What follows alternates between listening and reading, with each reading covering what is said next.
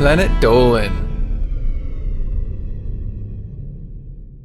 From seeing skeletal figures to encountering crazed kidnappers, the Planet Dolan crew reenacts some of the best true stories from our subreddit about the creepiest things we've experienced. My name is Nixium, and today I'll be your narrator. Number 8 was submitted by Taliats. Doopy has actually experienced sleep paralysis and thinks it is the most disturbing thing she has ever been through. She was 15 the first time it happened, when she was stuck to her bed, staring upwards. There was a dark purple mass on the ceiling, made up of faces and arms. The arms were reaching out to grab her, but the faces were the worst. The faces were screaming in agony, as if they were being tortured. Their screams were very distorted. What's worse is the dream faded out of memory until about 3 months ago when it happened again. The exact same hallucination. But by then, Doopy knew a lot more about sleep paralysis, so it never disturbed her as much. But that doesn't negate how much of a negative effect the first time had on her when she was 15. To this day, Doopy can never shake the feeling she gets sometimes, as if that shadowy mass wasn't just her brain being a scumbag, because after all, it could be something haunting her, trying to add her to its mass. Number 7 was submitted by the non-gamer. When Taliat was little, he used to live in the poor side of Halifax, Nova Scotia, Canada. He was 6 years old at the time, and his mother had went to work, and his older brother had gone to the store. He was sitting in his room watching television when he heard a tap on the window, and then on his door. He never took notice until it happened 3 more times. Taliat was getting scared. He went to find the phone, and then he saw a grown man with a terrifying smile. He looked dead to Taliat, who was paralyzed with fear. Then the man ran to the backyard and cut the power, and as a little kid, he felt the world was going to end for him in about 5 seconds. After the power was cut, Taliat heard the window smash in the laundry room. As soon as he heard that, Taliat ran so fast up the stairs that he was practically tripping on his own feet. He ran in his room and he hid under the bed. The man looked for him in all the rooms, cursing and saying he will kill him if he finds him. Then he went into Taliat's room and was laughing like a crazy person. Taliat was crying and wished he would never find him. But the unthinkable happened, and the man grabbed his leg and dragged him out from under the bed. The man held Taliat by the neck, who then kicked him. The man dropped Taliat, who hopped out of the window, and when he landed, he sprained his ankle and he limped to the neighbor's house where he called the police, telling them everything that had happened. When they finally came, his mom was crying, and she was happy that he was okay. And if you're wondering, the police never found the man. Number 6 was submitted by ZipperozicReddit. Andy-mations was in her bed, staring at the door, just about to fall asleep, but a tall blue skeletal figure in tattered clothes slid through the doorway. She looked at it and buried her head in the covers in fear. When she looked back, it was still there, but closer. On instinct, Andy-mations covered her head again. When she removed the blanket, it wasn't near Andy-mations' bed. It was on it. Its dead eyes stared deep into her soul, and from the distance, she saw every detail on its face. The main thing was that it actually was a skeleton, with ripped clothing and chains around its wrists that floated about. Andy-mations flinched, closing her eyes. She told herself that everything was over. And when she opened her eyes, it was gone. Andy-mations could only assume that it was over. No more paranormal experiences. But unfortunately, they still happen to this day.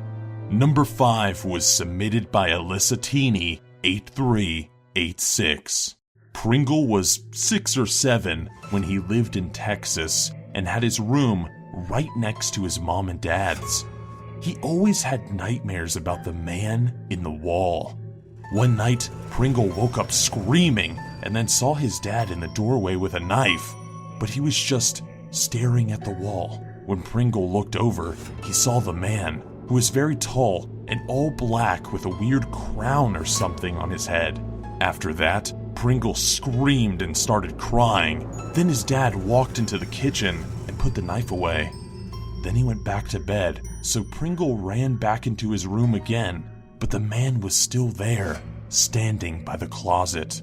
Pringle let out the loudest scream, and his mom came in with a gun and asked what was wrong. He told her that the man in the wall had tried to hurt him. The next day at the table, he asked his dad why he had the knife and was just standing at the doorway to his room. But his dad had no memory of this, and he asked Pringle if he was dreaming. He told his dad the whole story. Now Pringle is 13 and has a little brother who wakes up screaming sometimes with the same nightmare. Number 4 was submitted by VaultBoy0619. About 6 or 7 years ago, Ghost Host and his family, mom, dad, and older brother, were visiting Honolulu, Hawaii. Well, at one of the tourist stops that him and his family went to, Ghost Host's older brother noticed a World War II bunker up on the hill next to the shop. They asked their dad if they could go check it out, and he said they could. When Ghost Host and his brother made it to the bunker, the door had been ripped off and was inside. The bunker had a small room, then a hall, followed by a larger room with no lights, so they used his brother's iPhone screen as a light. There was a lot of trash, like fast food bags and shopping bags. In Honolulu, there are a lot of homeless people, but they usually sleep in tents at public parks. They began to explore until Ghost Host found the person that lived there. It looked like some tags, but when he came closer, the piles stood up. Before they could do anything, the man said, "Hello kids, do you want some sweets?" That's when Ghost Host noticed the shiny thing that he thought was a knife in his shirt pocket.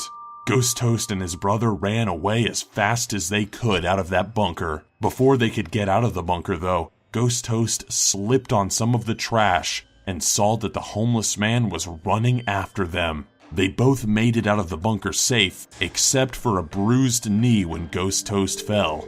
His brother then explained frantically to his parents what had happened. The police were called, and they arrested the man for attempted kidnapping and was sent away. One of the officers even told Ghost Host's father that the man also had a warrant for attempted rape. Ghost Host is about to graduate high school, and his brother is done with college, but they still have not forgotten that memory. Number 3 was submitted by finallywon. Last year, Dolan's brother had a long day at work, but he couldn't sleep. At about 3 a.m., he decided to try to nod off. It took a while until he finally got to sleep, but maybe after an hour, he woke up after having a nightmare. Dolan's brother woke up to the image of what looked like his mother, who had passed away about 3 years prior. She was standing at the edge of his bed, but her head was the head of a large boar, sewn on by razor wire, blood seeping from the stitching. Dolan's brother tried to make a noise, but he couldn't. Suddenly, the thing opened its mouth, and it let out a half-human pig scream that made him go cold. He couldn't move, breathe, or do anything but stare in horror. He then snapped out of it, and his fiancée was shaking him, as it turned out that Dolan's brother was talking in his sleep. This was not surprising, as he often had nightmares. But what surprised him was that his older brother, who was about 28 at the time, called and told him about a dream that he had had, which was exactly like his, and that the only difference was that it said something to him. Go help your brother. The dream still freaks out Dolan's brother to this day. Number 2 was submitted by ejiseyesless. There was this one time that Melissa went to Sri Lanka for vacation. She went with her mother, father, 2 siblings, and a friend from school.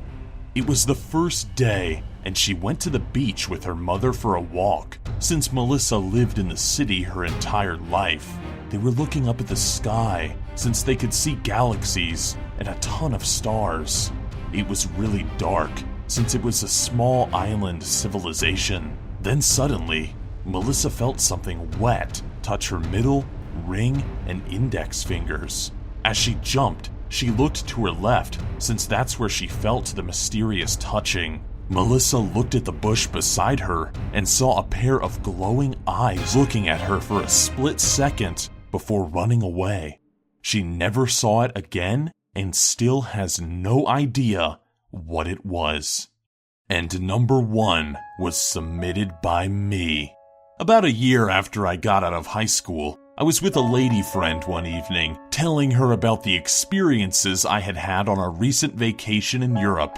It was really late at night, probably near midnight, and we were walking around out in the woods together because, we're brave like that.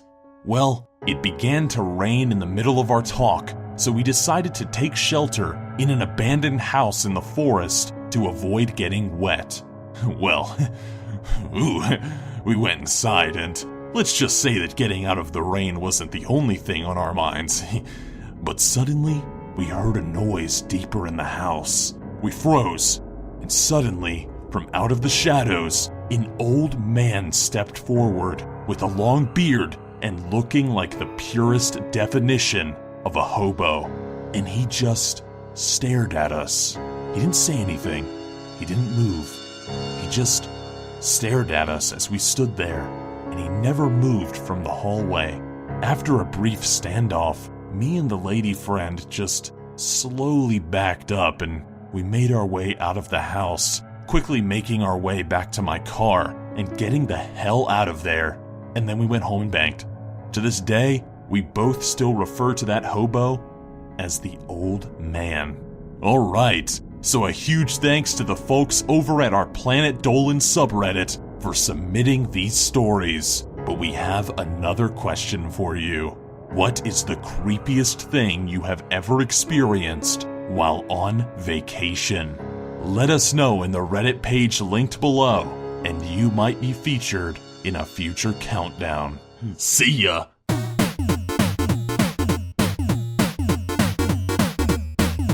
Unplugged it. But she wasn't done there. She picked up the console, walked over to the open window, and threw it into the swimming pool outside. He watched in disbelief as his Xbox sank to the bottom of the pool. Guess he didn't have much choice.